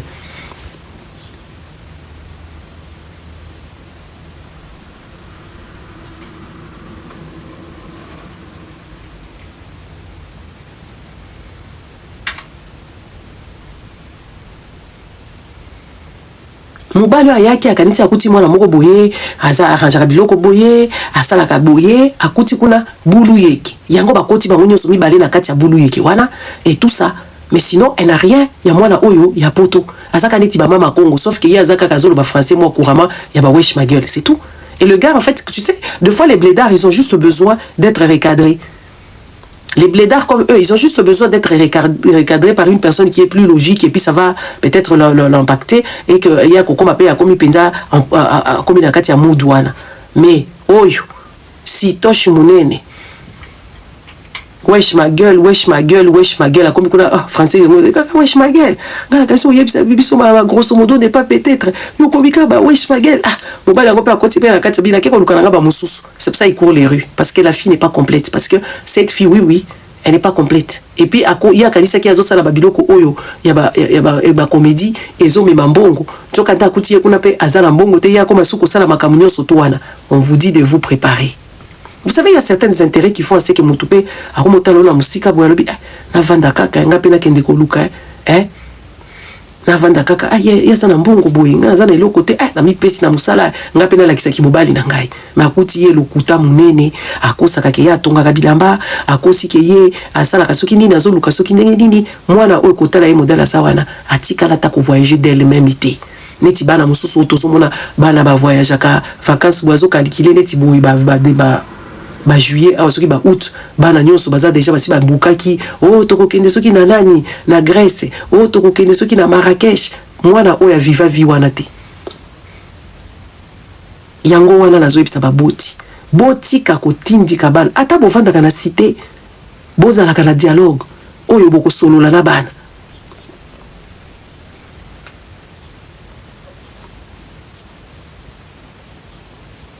Yango yaza mukolo boye azoya kolela baninga bakendaka kosala ti ba femme au père na ba Amérique anglais ayebite makambo malunga ayebite yango wana fo bo solola kana bana bo fungola bana mitu ko vandisa bana kana ba communauté oyo ezali rentable te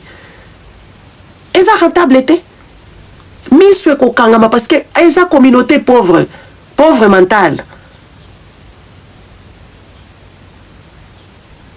ko vandisa ka bana na communauté ba congolais. Est-ce bien été? Il y a des fois bana la yoso qui baza na ba camarade, il faut baza na ba camarade à bikolo nyonso. Il faut baza na ba camarade à bikolo nyonso. Et ça na ba bikolo mususu, il y a initiation penza.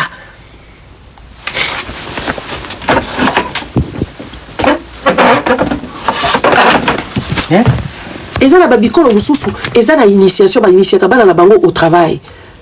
À gagner l'argent proprement dès le bas âge. Ah oui, il faut laisser les enfants s'épanouir avec tout. Botika bakambwana, bisona bango, toyoka la kate, toza bidemi, bokamati, te, eza bongo te. Sinon, vous allez vous retrouver entre vous, même pas au baninga bakenda ko yiba kuna, ba memi côté boy. Vous avez la bonne côté. Vous avez une ouverture d'esprit.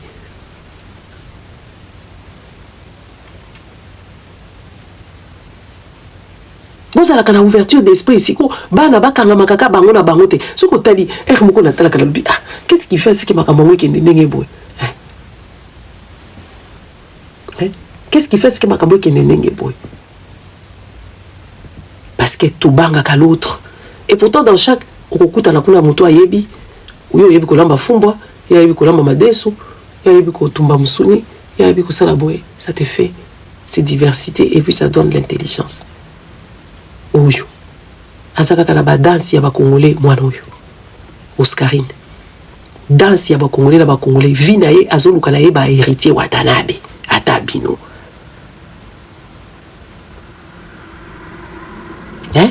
Vina ya zolu kaka ba héritier Watanabe akangaka bango na ba photo po asepela na age na yeso disant za mwana muke akedeka ko kanga photo na ba fere so ko moni kabana na biso o ba koma ko linga ba musique belé belé wana ya ko kende ba fere ko tia ba maquillage ba kabelo belé belé il faut botelemela la bango il faut ko telemela bango parce que vina bango ko beba ba via ba mama kongo beba ndengeni motu na mama kongo vina beba ndengeni mama kongo azeko kende yebo ko mutu aloba ezanga ite ila kata na ila ke do bokisa biloko ye moko mutu ayebisa biso awa ke ye baza kokota mama kongo akota ti concert à Bozi via mama kongo beba ndengeli boko kofi azo sala concert bo biso to koti ba wenge ba ye to koti to ke kokuta na kune pa ya Bozi boziana bota la kai longia papa wala Bozi mama kongo ayebi ye bakota ba concert à Bozi ata bino moko yo mwana uye poto penza soko tuni okota ba concert mususu ya ba mususu ata ba band ya ba film mususu to ya ba garçon mususu ata ba Spice Girl akota kuna tembe akota ba Bozi boziana siko bino ba musicien oyo bazoya a bozo tika bana na bino bakenda kakuna botala ka ba vie ya ba mama kongo wana comme ça boko yeba keza bien te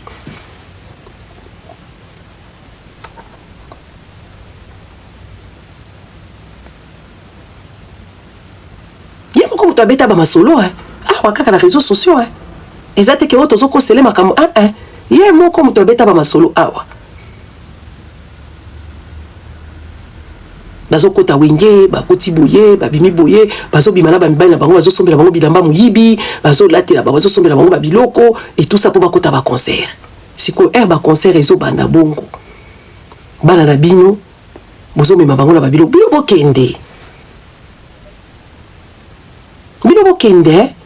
bokende la bino me botalisa bana bozongi na genèse bozongi na era ba mère malou parce que à l'époque bandeko faut tout ba vérité avant avant décolonisation ba tunyo so bazai ko yana poto wa bazaka ba intellectuel okuta ba papa ibele ba yaka kutanga awa ba ikusala ba ikutana la Louvagnon continuité ya Louvagnon ba ibe na Louvain ba ikutanga eka ba papa o ba komi ko yana ba mère malou et baby siko il faut bozongi sakabana na boke ko luka ba photo ba mama malou boke ko luka ba photo ba mama Sharufa boke ko luka ba photo ba tunyo so tu wana bolakisi bana bolobi tala modèle bato ba koma likolo ya miziki oyo miziki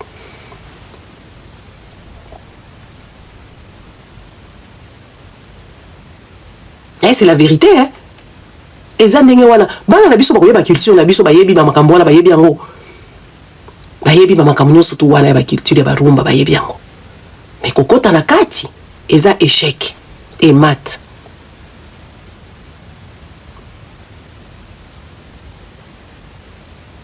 namoni mwasi oyo mama wana abungisaki mwana na ye awa soki mwana ajibe mpiana wana botala ka réflexion ya mama oyo abungisi mwana na ye eza effet boomerang ya musique te yo mama mobimba obungisi mwana na yo uzo kopesa mwana bakombo ba Titanic ezindaki na kati ya maitala siko mwana pe akufi okamati ba chapeau ba mama olangi olati réflexion moko neti mama moko ya bololé donc uzo ya koloba makambo to yebi même pas abimi pourquoi aye koloba nini kuna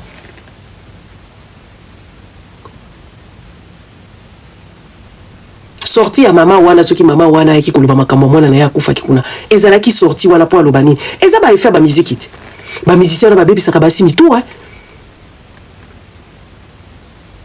botala mama na modèle azolo bana jibe est-ce que jibe pendaka modèle bomoni yana jibe ya lelo akotanga kutu mwasi wala ke ya bima na ye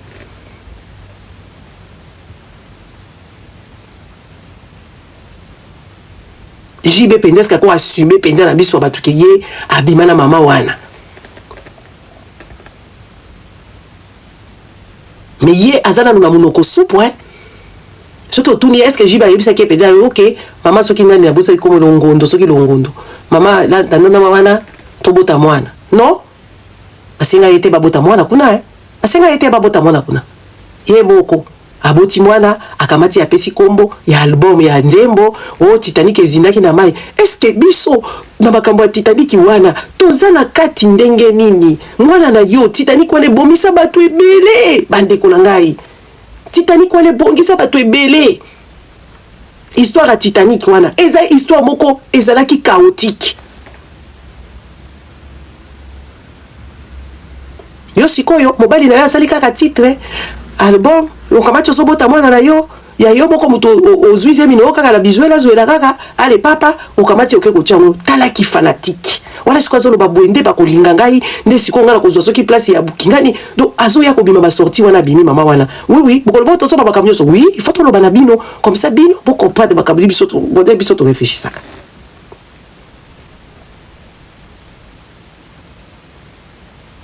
Oh, moi, Nazana est vivant. Azana est vivant. Mais moi, si on a traumatisé, Azakou, tu as droit qu'on soit parole boité parce qu'elle va déconner. Il faut qu'elle n'ait pas ma psy parce que perdre un grand enfant comme ça, c'est dommage, c'est triste, ça fait mal. Il faut qu'elle n'ait pas tout sous baba aider, baba thérapeute, ah qu'elle ne pas groupe, baba maman va perdre ban à la micolo, hein? Suite à enquête, en gros, père, mais les bissotés. Que oui voilà suite ango yango yo ba condamné mutu wana to ba recherche ango eye ba kangaki mutu ango tutaki mwana donc tala niveau hein. Merci de me rappeler parce que j'avais pensé aussi à ça. Donc tala niveau ya ba congolais mwana na yo akufi accidentellement ba bomi ye na mutu ba recherche mutu wana ba bona yete mais obimi sorti un an après mais oye atteint un résultat mon côté mais oye koloba kaka makambo ezanga tina siko bino botali ye bozo sepela na ye alati ba chapeau na ye na yebite soki aye kuna koloba makambo soki ezalaki bato mosusu akosala kaka makelele mairie azopesa biso rapport na kendaki boye to kendaki avocat na biso alobaki boye bato mosusu batika raté mais siko bino erga nazolobaki vraiment peuple oyo azali normalité bino bolobi onga na finga kaka bino siko mama mobimba yo obungisaki mwana na yo na mutu moko boye chauffeur moko boye mutu asalaki makambo wana akei akena ye oye na rapporte no bandi ko yebisa biso makambo ya Titanic soko tuni ba jibe mpiana na baninga na bango wana basalaki Titanic wana ba général qui combien de mbongo est-ce que Nicolo ata streaming yango eza rehaussé est-ce que ezali ko tambola tala niveau ya cerveau ya bato yo. Donc il y a yo bimi on va dire quoi ça biso buzoba mais entre-temps moi na wana a Jackie naturellement te ezalaki accident moto wana kimi bakanga yete to yebi yete bisika kenda akamati atiki opasi na motema olotele bela makambo wana obanda ko tambola na ba police obanda ko loba na banani na OK ko benga ba brut OK ko benga batu ba brut ceux qui brut OK ko benga bango olobi histoire à mwana na yo eke tamboli OK ko sonner la ministère ceux qui ya transport ceux qui ministère affaires intérieures OK OK na ba média nyonso possible non yo eloko yo komona na biso wana oya kola bala biso buzoba nzembo wana bimaki Titanic ne ko yaki na océan ne na pesa ki mwana kombo océan.